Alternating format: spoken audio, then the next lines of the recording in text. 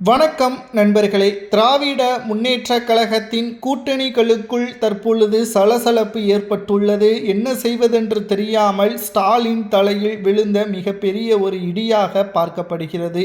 முஸ்லீம் league கேட்கக்கூடிய தொகுதிகளை விசிக கேட்பதாகவும், தற்பொழுது கூட்டணிகளுக்குள்ளேயே தொகுதி பங்கீடு சுமூகமாக முடிந்தாலும் எந்த தொகுதி யாருக்கு என்ற பிரச்சனை தற்பொழுது ஸ்டாலின் அவர்களது தலையில் விழுந்த மிகப்பெரிய ஒரு இடியாக பார்க்கப்படுகிறது.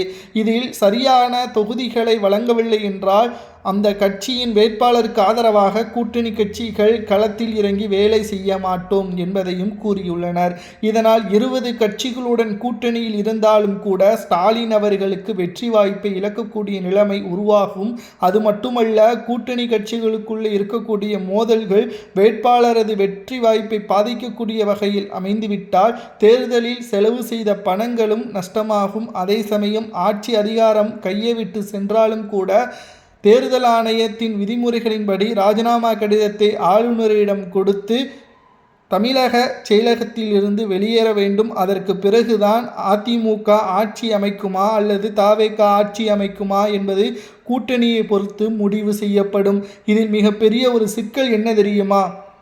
திமுக உட்கட்சி மோதலின் காரணமாக திமுக தோல்வியடைந்தால் திமுகவிற்கு ஒட்டுமொத்த நெருக்கடியை கொடுப்பது அமலாக்கத்துறை அதிகாரிகளும் ஐடி சிபிஐ துறை போன்றவைகள் தற்பொழுது திமுகவிற்கு நெருக்கடியை கொடுப்பதோடு அமைச்சர்களை டெல்லிக்கு அழைத்து சென்று வயதான காலத்தில் சிறையில் புழல் சிறையில் செந்தில் பாலாஜி 15 மாதங்கள் இருந்தது போல KN நேரு, பொன்முடி, குறிப்பாக ஒட்டுமொத்தமாக ஊழலை செய்து கொண்டிருக்கக்கூடிய அறநிலைத்துறை அமைச்சராக இருக்கக்கூடிய சேகர் பாபு கோவில் நகைகள் திருடுவதாக பல்வேறு புகார்களும் குற்றச்சாட்டுகளும் எழுப்பப்பட்டு வருகிறது.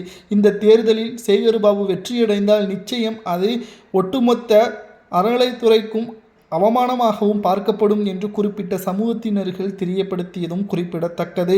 2026 சட்டசபை தேர்தல் ஏப்ரல் 23 நடைபெறும் என்று தேர்தல் ஆணையம் அறிவித்த நிலையில் தற்பொழுது கூட்டணிகளுக்குள்ளே ஏற்பட்டுள்ள சலசலப்பால் ஸ்டாலின் தலையில் விழுந்த மிகப்பெரிய ஒரு இடியாக பார்க்கப்படுகிறது. தொகுதி பங்கீடு பிரச்சனைகள் முடிவடைந்த நிலையில் யாருக்கு எந்த தொகுதி என்ற குழப்பங்கள் திமுகவில் வெடித்துள்ளது. இதனால் என்ன செய்வதென்று தெரியாமல் அதிர்ச்சியில் இருக்கிறார் முதல்வர் மு.க. ஸ்டாலின் அவர்கள்.